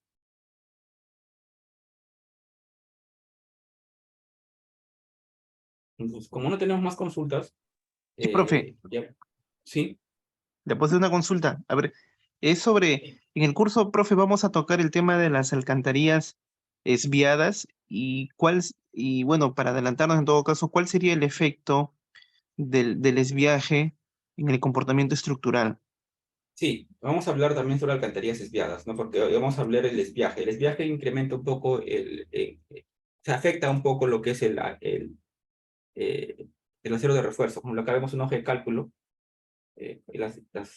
la forma de la alcantarilla, lo que es la geometría, por ejemplo, y acá vas a ver lo que es el desviaje, ¿no?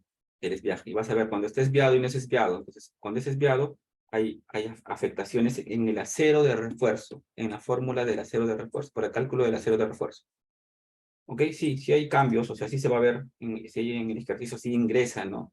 Lo que es cuando hay un desviaje y se tiene, por ejemplo, los factores de reducción por desviaje, por puentes oblicuos, de esa manera. O sea, sí vamos a considerar lo que es el desviaje.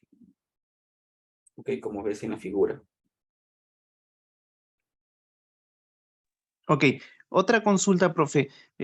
Un compañero también escribió acerca de las cartelas que se suelen colocar en las losas superiores, ¿no? O también en las losas inferiores.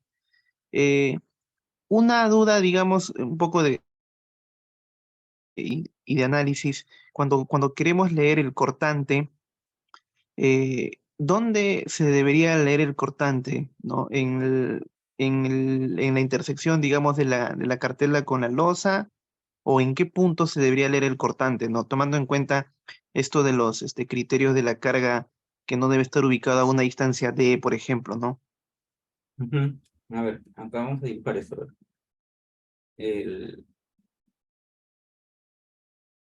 Ahí, ¿no? Sería esto para el diseño. Correcto, ¿no? Para obtener la fuerza y realizar el diseño por cortante. Ajá. Entonces, lo que acá se va a hacer es que la cartela generalmente se puede usar, puedes obviarlo en el cálculo para diseño para verificación por cortante, porque a veces se usa por temas hidráulicos, o sea, a veces se usan estas cartelas por temas hidráulicos, no siempre por temas estructurales, o sea, te sirve estructuralmente, ¿por qué? Porque en esta zona te ayuda a incrementar la resistencia al cortante, o sea, acá te incrementa el cortante. Ahora, y específicamente, trato de no considerarlo mucho, este criterio propio. Por ejemplo, considero de acá, de la cara de él a D. Acá considero el cortante. ¿Ok?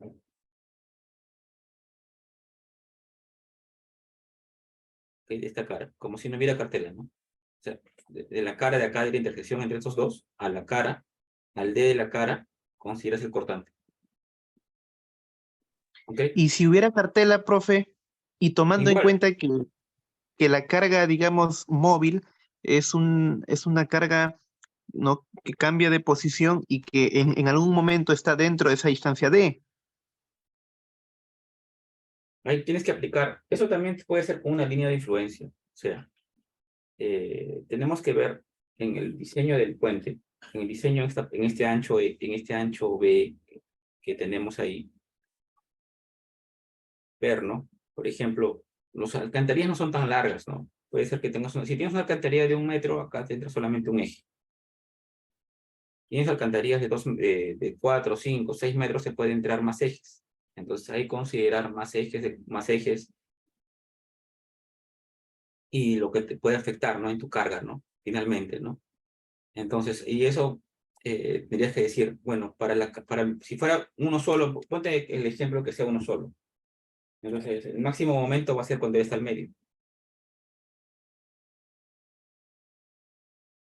Y cuando él sea uno solo, en el cortante va a ser el máximo cortante cuando él esté al extremo. O sea, cuando él esté por acá, es donde te va a darme el máximo cortante. Entonces tengo que fijarme dónde va a estar la carga viva, ¿no? Porque es la carga móvil que estamos trabajando.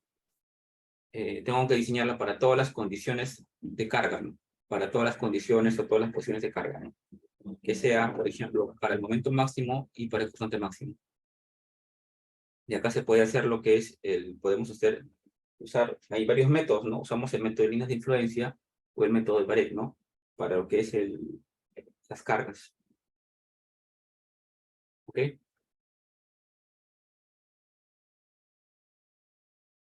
Ok, ¿Tiene alguna profe, consulta? sí, otra consulta.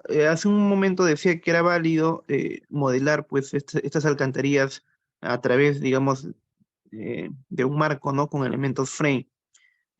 Cuando asignamos la carga vehicular, si bien hacemos participar, ¿no? La interacción suelo-estructura, ¿no? Por estas longitudes, el E, span y el E, en este Ujú. caso tendríamos que modelar el camión como, ya no como fuerzas puntuales, sino como una carga distribuida móvil que tiene una longitud que para ustedes es el E-span, pero este ancho donde actúa es el E, ¿correcto?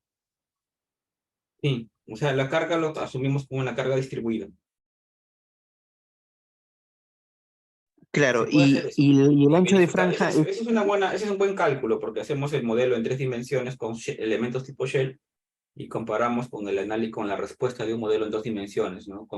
Y con el procedimiento del cálculo, del análisis del método, ¿no? Y sí, sí, deberían ser muy cercanos los valores. O sea, sí hacemos elementos finitos modelando toda la alcantarilla, pero más que nada, eso lo haces por un tema, eso se hace más que nada, no es muy práctico hacerlo, porque cuando en un proyecto te topas con alcantarillas, no te topas con uno o dos, te topas con, no sé, pues 40, 50 secciones. Ok, acá es un pequeño proyecto, mira cuántas secciones tenemos acá. Es un montón de secciones. Entonces, imagínense cada sección ir analizando y diseñándola. Y encima en un proyecto real, varias veces se va corrigiendo el trazo de la carretera. Al corregirse el trazo de la carretera, se van cambiando altura de relleno, se van cambiando cortes y rellenos también, ¿no? Entonces, imagínate que tú has hecho tu cálculo todo bien, bien interesante con elementos finitos y lo vuelven a modificar. Entonces, por eso es bastante interesante hacerlo simplemente con un modelo en 2 dimensiones, pero sí, no queda de más compararlo con un elemento en 3 dimensiones, ¿no? Con un elemento tipo shell, por ejemplo. La respuesta de un elemento de un análisis de un metro lineal con la respuesta de un análisis en 3 dimensiones, ¿no? Es interesante esa comparación y ese cálculo considerando las alturas de relleno en una estructura, de un marco enterrado como un Bose-Culver, ¿no? ok. Profe, y en el curso vamos a ver este cálculo comparativo y vamos a darnos una idea de cuánto es el error porcentual, digamos, que se obtuviera con uno o con otro método. Sí, sí, porque es muy interesante, porque también lo que comparo también es no solamente esos métodos, también el método de coeficientes que te da lo que es el método de Reynolds, ¿no? Los coeficientes de Reynolds. Esos coeficientes, por ejemplo, dependiendo del tipo de suelo, ¿no? De acuerdo. Profe, Ok. finalmente, ¿algún libro en donde nos puede dar más luces, digamos, de las alcantarillas? En libros, sí tengo algunos libros que están en inglés, ya no me acuerdo el nombre, acá los tengo, pero sí una gran referencia sería lo que es el Ashton, ¿no? El Ashton, por ejemplo, en el capítulo 12 te da lo que les he mostrado de forma resumida, es que en el Ashton lo encuentran ustedes de una forma más detallada, ¿no? El Ashton en el capítulo 12. O sea, todo lo que hemos visto acá lo encuentran en el capítulo 12 del, del, del Ashton. Claro, pero además de lo que está especificado en el Ashto, Estructuras enterradas, ¿no? Estructuras enterradas. Sí, tengo algunos libros interesantes también para poder compartir. Voy a buscar, tengo libros interesantes para poder compartir sobre esta información, ¿no? Acá está todo lo que hemos visto para alcantarillas, ¿no? Entonces enterrados.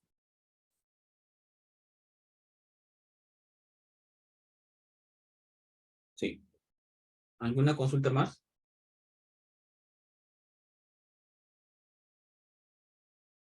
Entonces, esto sería, estaríamos con esto cerrando la sesión de esta pequeña charla. Nos estamos viendo, si Dios quiere, en el curso, ¿no? A ver si los invito para que puedan participar en el curso que empieza el día de mañana.